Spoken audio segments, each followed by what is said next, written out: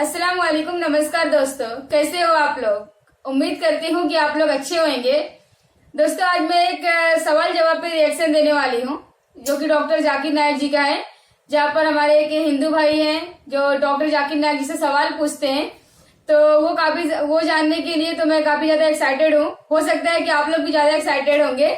तो आज हम लोग जानेंगे कि हमारे हिंदू भाई ने डॉक्टर जाकिर नायक जी से क्या सवाल किया है। तो चलिए हम लोग जानते हैं।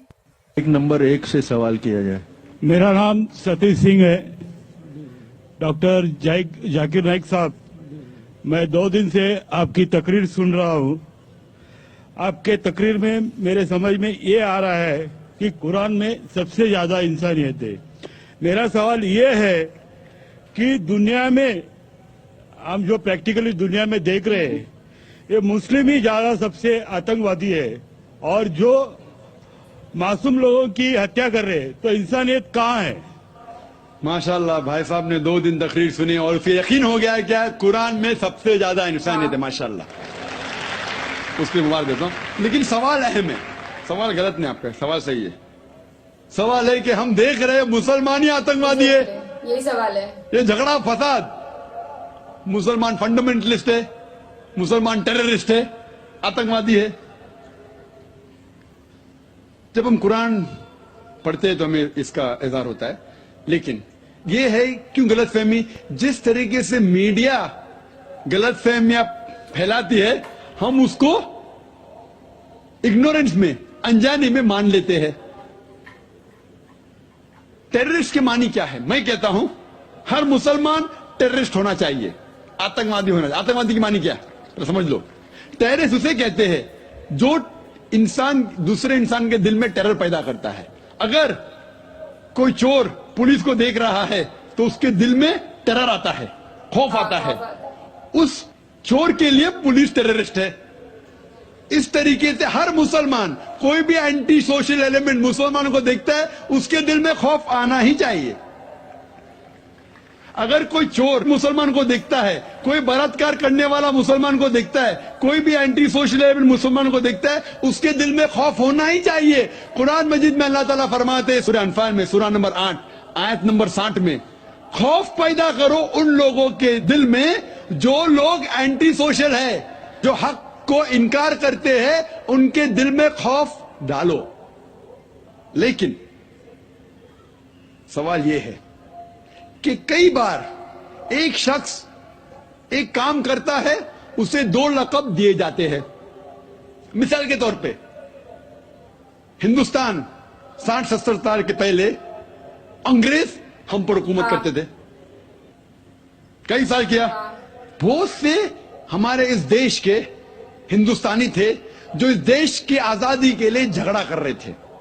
इनको अंग्रेज कहते थे आतंकवादी, terrorist.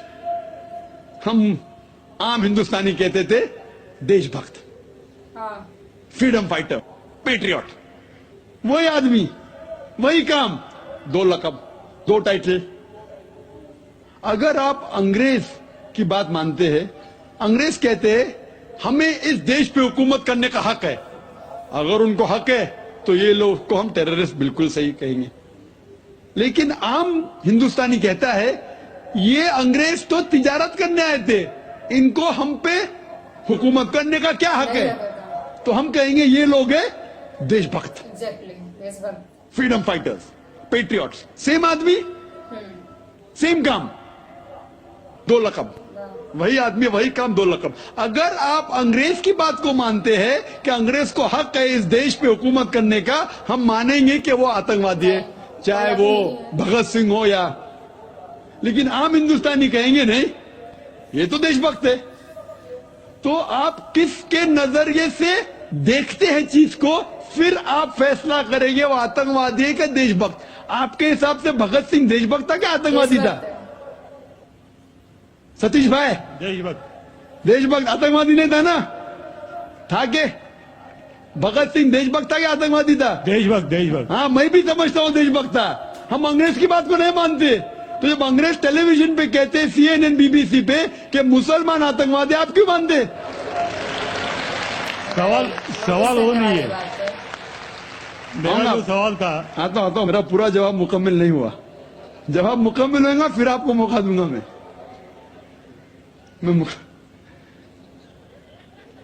Nelson Mandela, old south African government जो थी, सफेद हुकूमत, वो नेल्सन मंडेला को टेररिस्ट नंबर 1 कहती थी। उसे अरेस्ट करके रॉबिन आइलैंड में 25 साल के लिए कैद कर दी। टेररिस्ट नंबर 1 जब नई हुकूमत आती है उसे छोड़ देती है, उसे प्रेसिडेंट बनाती है, टेररिस्ट बन जाता है प्रेसिडेंट। चंद साल बाद उसे नोबेल प्राइज फॉर पीस मिलता है। वही आदमी, वही काम। ऐसा नहीं कि पहले वो गलत काम किया, फिर अच्छा काम किया, फिर उसको अवार्ड मिला।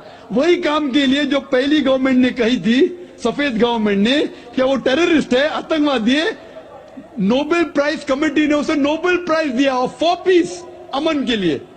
हैरत की बात है, जो आदमी आतंकवादी है उसको मिलता है नोबेल प्राइज फॉर पीस। जो आदमी का पावर है, जो आदमी वो कहता है, लोग उसकी बात को मान लेते हैं इग्नोरेंस के अंदर, अनजानी में। लेकिन कुरान कहता है सूरह इसरा में, सूरह नंबर 17 आयत नंबर 81 में, वकुल जाल हक मजाकल बातिल इन्नल बातिल काना ज़ौका। जब हक बातिल से टकराती है, बातिल का सर्वनाश हो जाता है। ब्रिटिशर्स अमेरिकन के ऊपर हुकूमत करते थे। अमेरिकन रेवोल्यूशन हुआ 18 सदी में। ब्रिटिशर्स कहते थे, मैं लंदन गया था 2 महीने पहले, वापिस से जाऊंगा 2 हफ्ते बाद। वो बॉम्ब ब्लास्ट हुआ था ना, बॉम्ब ब्लास्ट हुआ था पता है 7 जुलाई को। तो लोग आए थे, खराब है, मैं भी बोला ठीक है खराब है। तो वहां टोनी ब्लेयर आने वाले थे, वक्त नहीं मिला तो अपने चीफ ऑफ पुलिस को भेजे, बाद में मेयर आए थे। तो मैंने उनसे पूछा, आपकी देश, इस देश ब्रिटिश गवर्नमेंट जब हुकूमत कर रही थी अमेरिकन गवर्नमेंट पे 18 सदी में, वो जॉर्ज वॉशिंगटन और बेंजामिन फ्रैंकलिन को टेररिस्ट नंबर 1 कहते थे, टेररिस्ट। उसके बाद जॉर्ज वॉशिंगटन बन जाता है प्रेसिडेंट ऑफ यूएसए, टेररिस्ट बन जाता है प्रेसिडेंट ऑफ यूएसए। वो गॉडफादर है, गुरु है किसका? जॉर्ज बुश का भी, ठीक है ना, जॉर्ज बुश का गुरु है। वो जो आतंकवादी आप कहते थे, उसके शागिर्द के दोस्त भी आप है। क्या बात है, आपका नजरिया क्यों बदल रहा है? आप कहते थे टेररिस्ट चंद सदी पहले, अभी आप उनके दोस्त थे। तो हमें यह तहकीक करना चाहिए कि क्यों उसको वो लकब मिला। सही बात। अगर जो 11 सितंबर को हुआ था न्यूयॉर्क के अंदर, आप जो कह रहे ना मुसलमान मुसलमान, उसके ऊपर जवाब तो अभी आ रहा है। ये तो खाली वो स्टार्टर्स बोलते ना, स्टार्टर्स, सूप पीते पहले तो जरा बराबर खाना खत्म होता है। मेन मील तो अभी है। मुझे एक शख्स ने पूछा था जब मैं ऑस्ट्रेलिया गया था, और इंग्लैंड के अंदर भी, doctor Zakir Naik, do you consider bin Laden to be a terrorist? क्या आप बिन लादेन को टेररिस्ट मानते हैं? तो मैंने कहा, भाई मैं बिन लादेन को जानता नहीं हूं, मैं यही नहीं कह सकता वो टेररिस्ट है क्या नहीं, अच्छा है क्या बुरा, मैं नहीं जानता हूं। कुरान में लिखा है सूरह हुजुरात में, सूरह नंबर 49 आयत नंबर 6 में, कि जब भी कोई बात कोई कहता है पहला तहकीक करो फिर दूसरे तक पहुंचाओ। सही बात। अगर मैं CNN और BBC की बात मानूं तो मुझे कहने पड़ेगा कि बिन लादेन टेररिस्ट है, लेकिन मैं क्यों मानूं बात उनकी? क्योंकि मैं आदमी हूं जो घूमता हूं मीडिया में, जानता हूं माशाअल्लाह। तो मैं कहता हूं ना बिन लादेन मेरा दोस्त है ना मेरा दुश्मन है, मैं नहीं जानता हूं। लेकिन अब ये मुझे पूछना चाहते हैं टेररिस्ट नंबर 1 कौन है, तो ये तो जानता हूं मैं, CNN जो अमेरिकन चैनल है, जॉर्ज बुश उसका प्रेसिडेंट है, गर्व से कहता है कि हमने हजारों अफगानिस्तान लोग को बम गिराए, कत्ल किए, इराक में हजारों का कत्ल किया, ठीक है। मान भी लो बहस के तौर पे बिन लादेन ने किया, मान लो, मैं नहीं कहता हूं, मान लो बिन लादेन ने किया कि 11 सितंबर को ट्विन टावर को अटैक किया और 3000 या 5000 लोग मरे। लेकिन अगर 3 या 4000 लोग मरे, 5000 लोग मरे, उसका यह मतलब नहीं होता है कि आप उससे डबल लोग को अफगानिस्तान में मारे एक आदमी की वजह से। कर सकते? अरे बिन लादेन को पकड़ के मारो ना, अगर मानना है तो। अगर उसने किया, सबूत है तो सबूत पूछते अफगानिस्तान गवर्नमेंट ने, मरने कि सबूत क्या है, वो सबूत देता टोनी ब्लेयर को। है सबूत पूछ रहा अफगानिस्तान कि आप मुझे सबूत दो, सबूत क्या है तो हम उस पर तहकीक करेंगे, सजा देंगे उसको। वो सबूत देते मुशर्रफ को। पूछ रहा है आपका, किधर का इंसाफ है ये? किधर का इंसाफ है? प्लेन भेजते हजारों लोग का कत्ल किए अफगानिस्तान में, इराक में। मैंने कहा यूके में, ऑस्ट्रेलिया में, यहां भी अगर टेररिस्ट नंबर 1 है तो जॉर्ज बुश है।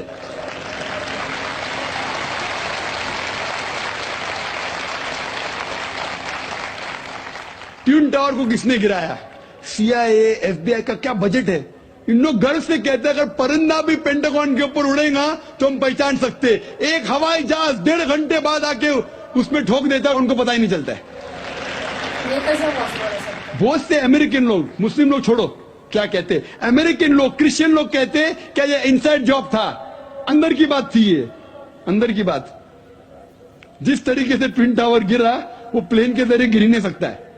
कितने लोग कहते हैं कि ये जॉर्ज बुश ने किया अपने वोट बैंक के लिए। कल मैं कह रहा था ना पॉलिटिशियंस के बारे में, कल की तकरीर सुनी ना आपने, हकीकत लगी कहने क्या होगा? 5,000 लोग को मारो, वोट तो मुझे मिलेगा। $1 ट्रिलियन नुकसान, क्या फर्क पड़ता है?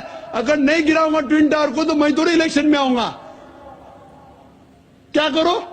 1,000 लोग का कत्ल करो, नुकसान करो करोड़ रुपए का, मैं तो आ गया वापस सीट पे। ये मैं नहीं कह रहा हूं, ये मैं नहीं कह रहा हूं, इसमें अक्सर ऐसा होता ये है। अमेरिकन लोग कह रहे। तो गलत है, मैं नहीं कह रहा हूं कि जॉर्ज बुश ने गिराया। मैं जानता ना, मैंने तहकीक थोड़ी की। मैं कह रहा हूं कि बाकी लोग क्या कह रहे।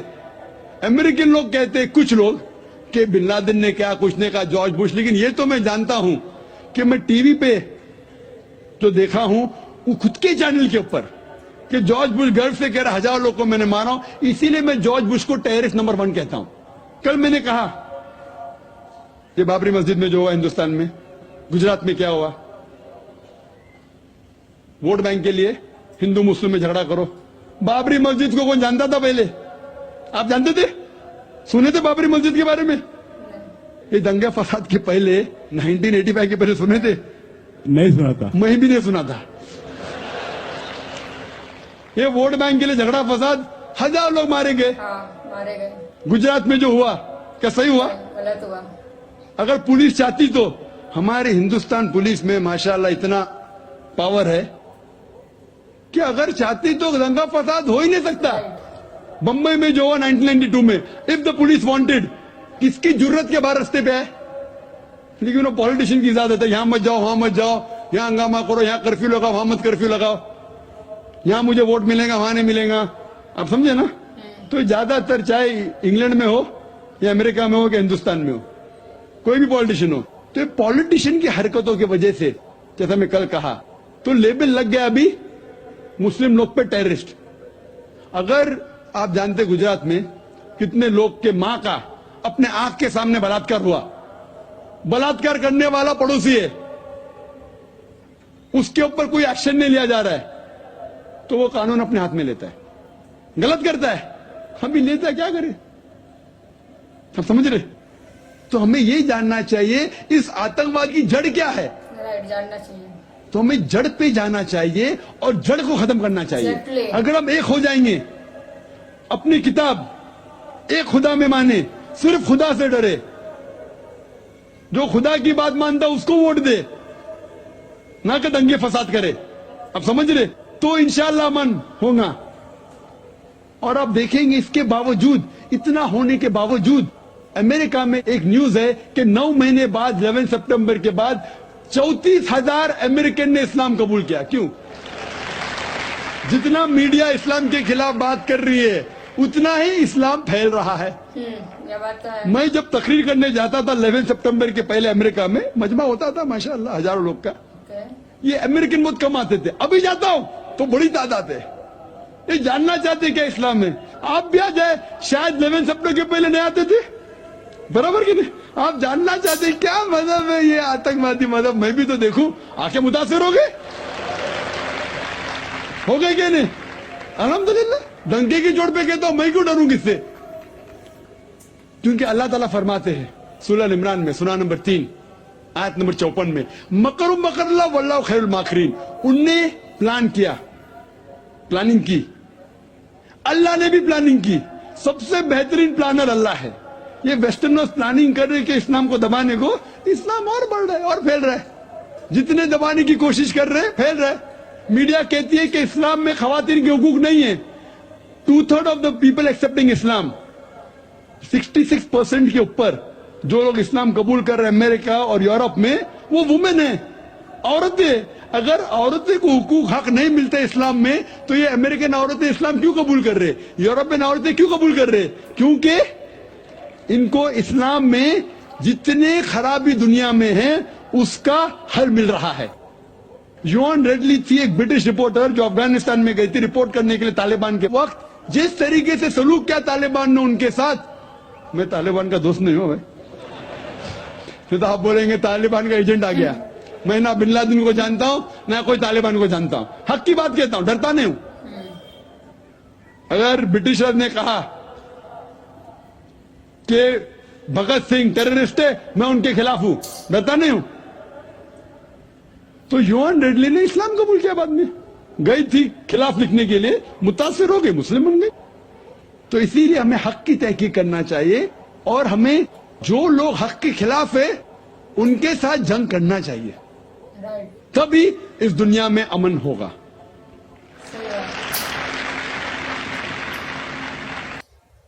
दोस्तों वाकई में मतलब इस क्वेश्चन आंसर का जो था सवाल जवाब सुनने के बाद काफी नॉलेज मिला मुझे। और जो हमारे हिंदू भाई ने जो सवाल किया था कि मतलब मुस्लिम आतंकवाद क्यों होते हैं, जब इस्लाम में लिखा है कि इस्लाम एक अमन शांति फैलाने वाला मजहब है। हालांकि हर मजहब अमन शांति फैलाने वाला ही रहता है, लेकिन लोग उसे गलत वे में लेके जाते हैं। तो उन्होंने पूछा कि मतलब क्यों होता है मुस्लिम आतंकवाद। तो जाकिर नाइक जी ने जो कुछ भी कहा कि मतलब जो उन्होंने दिया भगत सिंह का जो एग्जाम्पल दिया वो काफी बेस्ट एग्जाम्पल था। और जहां तक उन्होंने मीडिया का बताया, तो वाकई में मीडिया का काम जो रहता है दिखाना, वो तो नहीं दिखाती, जो नहीं दिखाना चाहिए वही वो बार बार रिपीट करती है। मतलब वो अपने हिसाब से दिखाती है, उसको जो प्रभाव डालना रहता है, जो पॉलिटिक्स वाले बोलते हैं वो उसी दिखाती है। जैसे कि अपने इंडिया में भी जो कुछ चल रहा है वो लोग, आप लोग तो उससे काफी वाकिफ है, वो बोलने की जरूरत नहीं है, समझ सकते हो आप लोग। तो मतलब समझ जाते हैं कि हमारे सामने जो बार बार रिपीट होती है तो हमें लगता है कि हाँ वो सही है। और वैसे भी एक कहावत भी कही गई है कि मतलब पत्थर पे रस्सी आते जाते पत्थर पे भी रस्सी का निशान बन जाता है। तो वैसे इंसान है, जब मतलब पत्थर पे निशान बन जाता है तो हमारे इंसान के मेमोरी के सामने जो आपकी बार बार रिपीट होएगी, जो बात बार बार कही जाएगी, तो कहीं ना कहीं उन लोगों के माइंड में बैठ जाता है कि हाँ ये कौम है तो ये मतलब टेररिस्ट ये है। बट ऐसा नहीं होना चाहिए। ये कहीं ना कहीं मीडिया की गलती की वजह से ही हमारे देश में नफरत फैल रही है। तो हम लोगों को सच्चाई जानना चाहिए, क्योंकि जो टेररिस्ट रहते हैं चाहे वो किसी भी धर्म के रहे, वो हिंदू है, मुस्लिम है, सिख, ईसाई, कोई भी रहे, उसका मजहब नहीं होता है। अगर वो टेररिस्ट है तो बस उसका मजहब है आतंकवाद, वो टेररिस्ट टेररिस्ट, उसकी पहचान भी टेररिस्ट से होनी चाहिए, ना कि किसी मजहब से जोड़ना चाहिए। और किसी को गलत होने की वजह से मजहब नहीं खराब करना चाहिए। ये मुझे समझ में आया पूरे बयान में, और ये सच है, नहीं चलना चाहिए। और जो उन्होंने देखने की नजरिया बताया वो वाकई में बहुत कमाल की थी कि हम लोग जिसको जिस वे से देखते हैं हमें वो उसी वे का लगता है। तो हमें हमेशा पॉजिटिव ही करके देखना चाहिए, क्योंकि निगेटिव करके देखेंगे तो पूरी दुनिया ही निगेटिव दिखेगी। तो पॉजिटिव थिंकिंग बहुत इंपॉर्टेंट है। अच्छा नॉलेज मिला मुझे इस क्वेश्चन आंसर में। और जो दिखा रहे थे जो मतलब हमारे देश के माहौल खराब करने की कोशिश की जा रही है, किस तरह से कौम को बदनाम किया जा रहा था, वो सारे भी डाउट क्लियर हो चुके। तो मेरे ख्याल से तो जितने भी लोगों के माइंड में क्वेश्चन आता है कि हाँ मुस्लिम टेररिस्ट है ये वो, तो हर किसी को ये बयान एक बार सुनना चाहिए। क्योंकि अगर हर कोई इस बयान को सुन लेगा तो शायद हमारे देश में इस तरह का नफरत नहीं होगा, और जो मीडिया जो पॉलिटिक्स और मीडिया जो दिखाना चाहती है वो नहीं हो पाएगा। और ये मुझे एक पॉइंट अच्छा लगा कि मतलब उन्होंने बोला कि चंद वोटों के लिए किस तरह लोग आम लोगों की जिंदगी से खिलवाड़ कर देते हैं। तो ये देखा जाए तो ये तो रियल ही है, ये तो प्रैक्टिकल लाइफ में हो ही रहा है। इलेक्शन आते ही तो देख ही सकते हो आप लोग कि किस तरीके से हर एक धर्म खतरे में पड़ जाता है, और न जाने कहाँ प्लास्टिक होता है, आतंकवाद बढ़ता है, भ्रष्टाचार होता है। तो हमें इस सबसे दूर रहना चाहिए। पहले हमें सच्चाई जानना चाहिए, उसके बाद ही मतलब हमें आगे स्टेप लेना चाहिए, ना कि किसी भी कौम को इस तरीके से नाम दे देना चाहिए। तो दोस्तों मैं इसी के साथ वीडियो को एंड करती हूँ। और आप लोग मुझे कमेंट करके डीएम करके बताइए इंस्टाग्राम पे कि मुझे अगला रिएक्शन किस पे देना चाहिए। मैं पूरी कोशिश करूंगी कि आप सभी लोगों के रिक्वेस्ट पे मैं रिएक्शन दे सकूं। अब एक बार पॉसिबल नहीं होगा, बट मैं पूरी कोशिश करूंगी कि मैं रिक्वेस्ट दे सकूं। और अगर आप लोग मुझे इंस्टाग्राम पे फॉलो नहीं किए हो तो मैं नीचे लिंक डाल दूंगी डिस्क्रिप्शन पे, आप लोग वहां पे जाके मुझे इंस्टाग्राम पे फॉलो कर सकते हो। और अगर आप लोग मेरे चैनल पे नए हो तो इस चैनल को सब्सक्राइब कर दीजिए, और अगर आप लोग पुराने हो तो इस वीडियो को लाइक करिए और ज्यादा से ज्यादा शेयर करिए। दोस्तों मैं इसी के साथ वीडियो को एंड करती हूँ, मिलती हूँ अगली वीडियो में। तब तक आप लोग अपने और अपने फैमिली का ध्यान रखिए। जय हिंद, जय भारत।